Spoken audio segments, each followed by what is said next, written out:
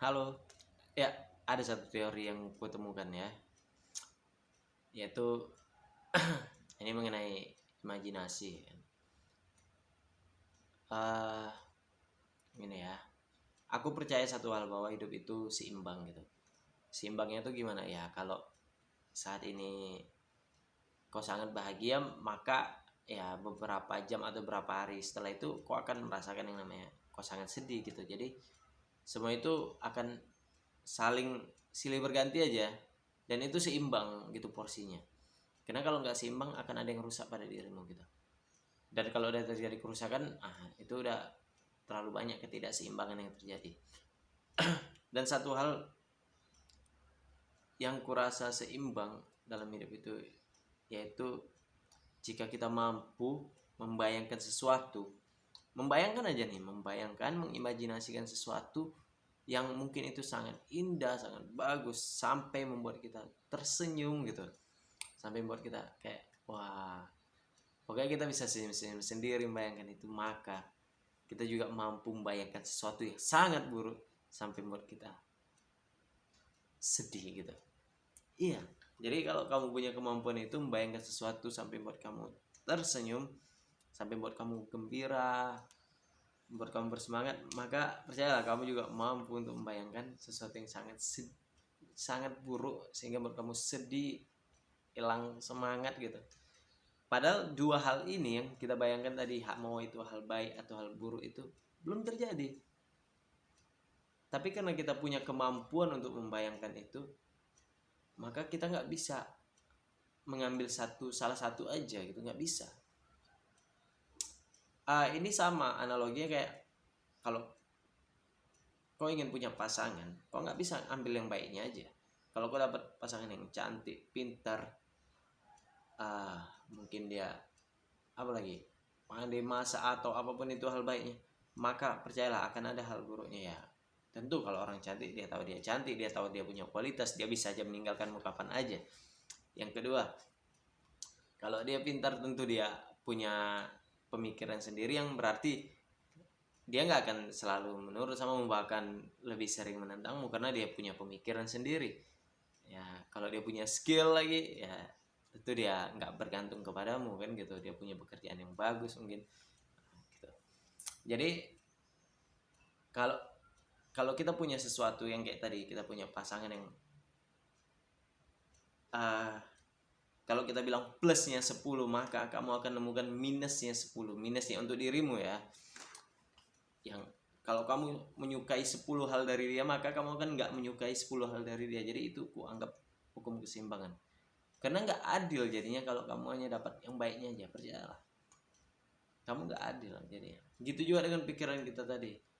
Kalau kita bisa membayangkan sesuatu itu sangat dalam sehingga membuat kita bahagia gitu, maka kamu juga punya potensi untuk membayangkan sesuatu itu sangat buruk sehingga membuatmu jadi sangat sedih, hilang semangat, hilang motivasi gitu. Bisa sekali. Dan itu wajar gitu. Namanya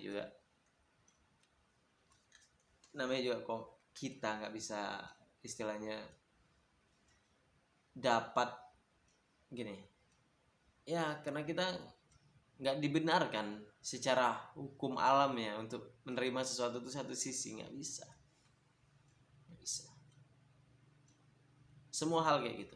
Jadi, dan yang selalu ku gambarkan itu bahwa kalau mengenai hukum keseimbangan tadi kan, kalau pohon itu tinggi besar, maka akar yang di bawah pun akan sama gitu panjangnya, besarnya.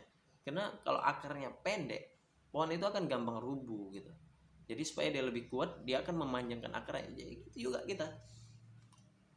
Kalau kita punya satu kelebihan nih dalam diri kita, misal ya, ambil contoh aku ya, mungkin kelebihanku adalah berbicara, maka aku pasti punya sesuatu kekurangan, entah apalah itu gitu,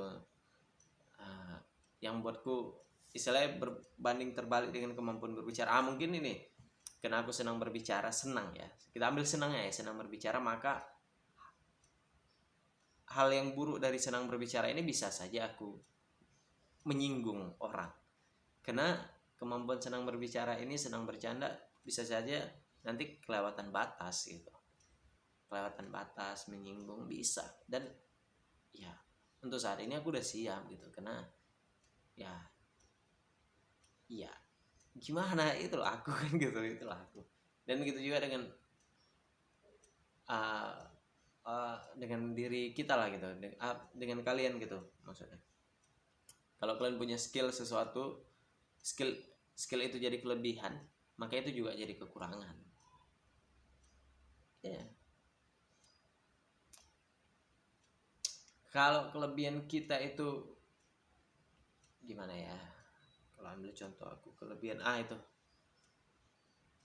Kita ambil contoh lain. Kalau kelebihanmu itu mudah menghafal, maka kekuranganmu itu sulit untuk melupakan. Ya, itu gampangnya tuh. Iya. Jadi kalau kelebihanmu itu apalagi ya, yang dekat aja. Kelebihanmu itu ini ada temanku yang dia tuh memang teratur gitu, teraturnya jam tidurnya teratur, dimana dia tidur tuh jam 9 gitu, jam 10, dan bangun itu jam 5, konsisten gitu, jam 5 atau sebelum jam 5. Dimana kalau dia ketemu situasi yang tidak teratur, itu jadi sangat kekurangan dia gitu, dia akan sangat stres. Jadi tentu seperti yang aku bilang tadi, kalau kita ingin istilah kita punya sesuatu, maka kita akan sesuatu itu, kelebihan sesuatu, maka kelebihan itu akan jadi kekurangan. Aku itu mungkin ya, tapi kayak pernah diuji nggak ya? Kayak kalau nggak ngobrol satu hari, gimana gitu. Ya minimalnya pasti aku ada ngobrol gitu, ada ngomong. Ya minimal kayak gini, ini udah ngobrol, aku udah ngomong. Walaupun gak ada lawan bicaranya, tapi aku berandai ya kayak lagi ngomong depan seseorang gitu, depan kawan-kawan gitu, menjelaskan sesuatu apa yang ku tahu, ya apa yang ingin ku jelaskan gitu, walaupun gak ada feedback ya, reaksinya gitu, nggak masalah gitu, karena aku memenuhi kebutuhanku untuk ngomong gitu. Jadi cobalah kamu pikir apa saat ini kelebihanmu, dan percayalah itu adalah kekuranganmu. Jadi jangan terlalu bangga kalau punya kelebihan. Ya biasa aja gitu, biasa aja, karena itu juga jadi kelemahan kita. Ya bayangkan kayak aku yang sedang ngomong, kalau nggak ngomong bisa stres kan gitu. mungkin ya stres. Dan itu deh, kalau kita bisa membayangkan sesuatu dengan sangat bagus, kita kembali ke situ ya kan, sampai kita bahagia, maka kamu akan punya sesuatu, bisa membayangkan sesuatu yang sangat buruk sehingga buatmu bersedih. Sampai situ dulu, ketemu di video selanjutnya, kalaupun kita ketemu, karena nggak ada yang nonton.